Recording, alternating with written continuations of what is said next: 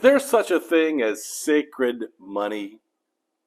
Money that it doesn't belong to us, money that belongs to God, and that we need to be careful that if we spend it, that we can get in big trouble with God? Well, today we're going to look at tithing and sacred money and Deuteronomy 26 and 27. And good morning, I'm Pastor Rini. Welcome to 747 Morning Inspiration. And Moses, again, is writing these laws to try to keep the Israelites righteous before God, to make sure they're following his commands, and to try to deal with the overwhelming job of caring for wandering people that are making their way in their journey toward the promised land. Let's get right into chapter 26 of Deuteronomy and see what Moses is trying to say here.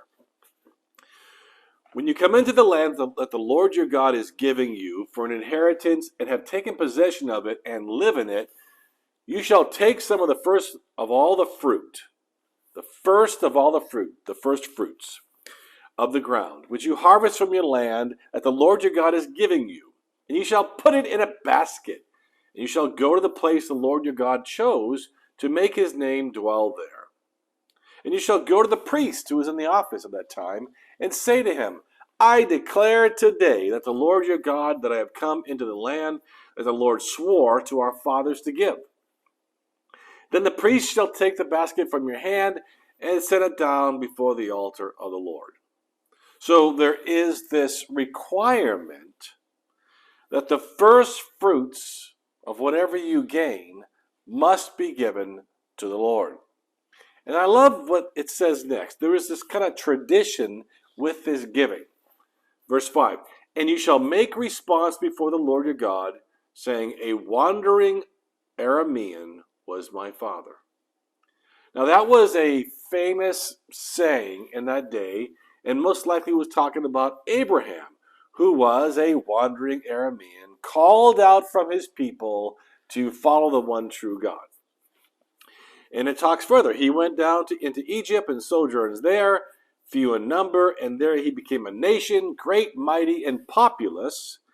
And the Egyptians treated us harshly and humiliated us and laid on us hard labor. Then we cried to the Lord, the God of our fathers, and the Lord heard our voice and saw affliction, our toil, and our oppression.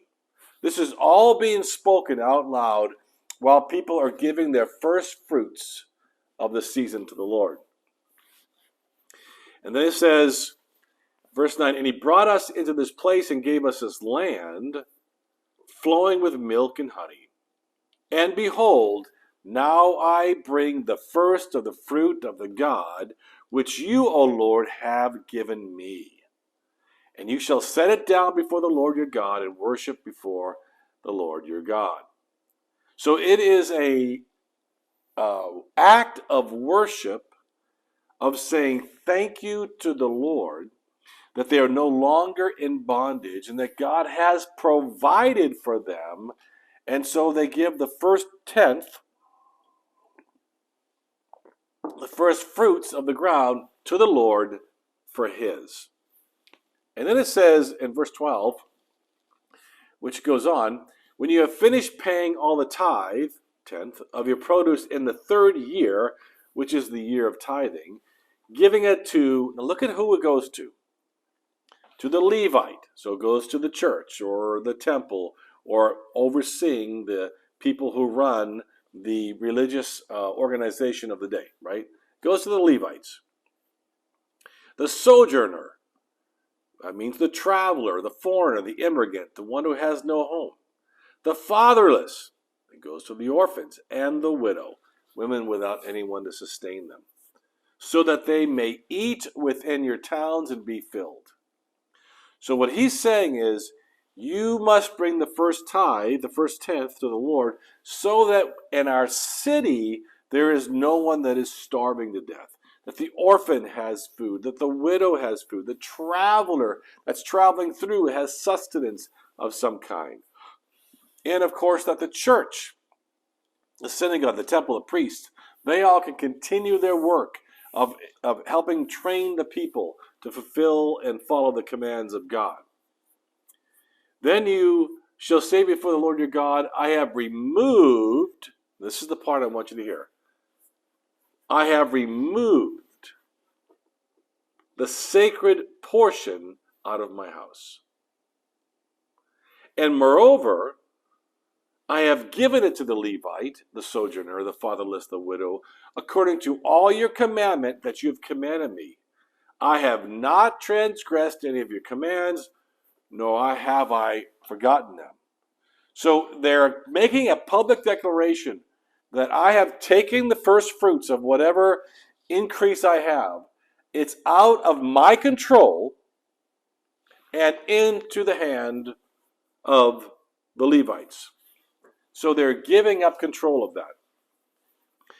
It goes on to say in verse 13, I have not eaten of the tithe while I was mourning, or removed any of it while I was unclean, or offered any of it to the dead. So I have not misused the tithe because it is sacred money. The first tenth belongs to the Lord, and for using it for recreation, for any kind of pleasure, using it in any way removes it from being the sacred tenth that's given to the Lord. And he goes on to say, I have obeyed the voice of the Lord my God, and I have done according to all that you have commanded. Look down from your holy habitation from heaven, and bless your people, and the ground that you have given us, as you swore to our fathers, the land flowing with milk and with honey. So there was an expectation that as they gave that tenth, that there would be a blessing in return from the Lord. But it goes further. Now God talks about the heart, not just the action, the heart. Verse 16, this day the Lord your God commands you to do these statutes and rules. You shall therefore be careful to do them with all your heart and with all your soul. Sounds like something we've read in the New Testament about being a joyful giver. You've declared today that the Lord your God, and that you will walk in his ways. The Lord has declared today that you are a people for his treasured possession. God is saying clearly, I care about you way more than I care about the money. On Sunday, our finance pastor, Steve Barsarian, best looking Armenian guy I know, he said on Sunday, or maybe it was during our annual business meeting, God does not need your money, but we do. It was an honest statement. God says you are his treasured possession. He does not need you. He does not need your money. He needs you. He does not need what you can give him. He wants you. You are a treasured possession to him. And all he's asking is you take the sacred money, the tenth, the first fruits, and you give those first to the Lord so that he may bless you.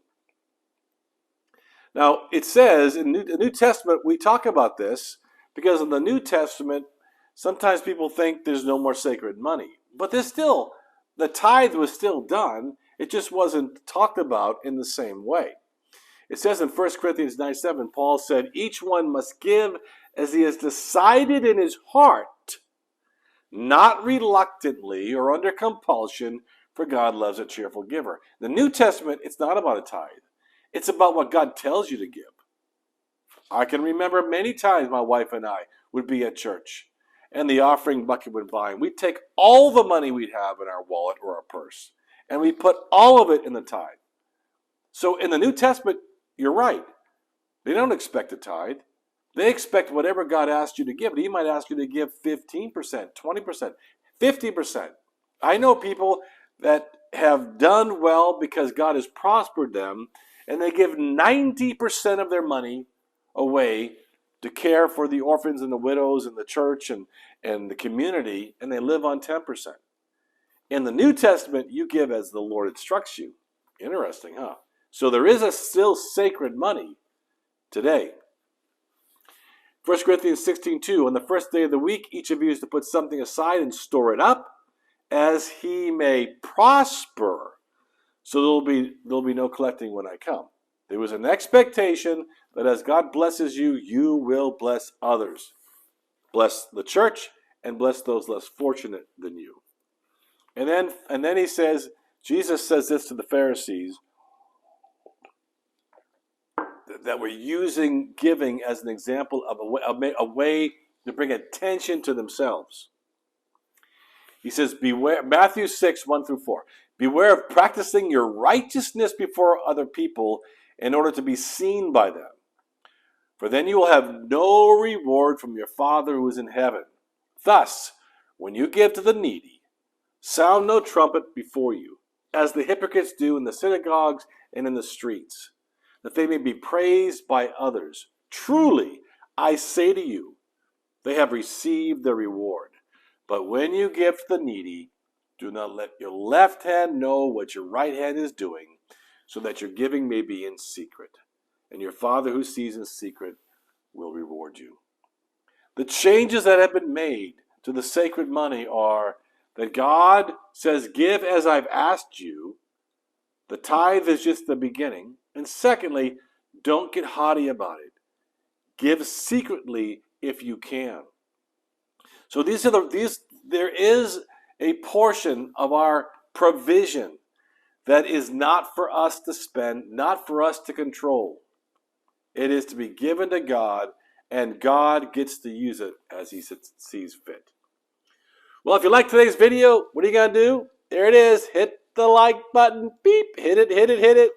And send this video to a friend. Make sure you subscribe and ask others to subscribe so we can build our community going through the Bible together on our 7:47 morning inspiration. And then we'll see you tomorrow morning with a special guest speaker. And God bless you. Have an incredible day.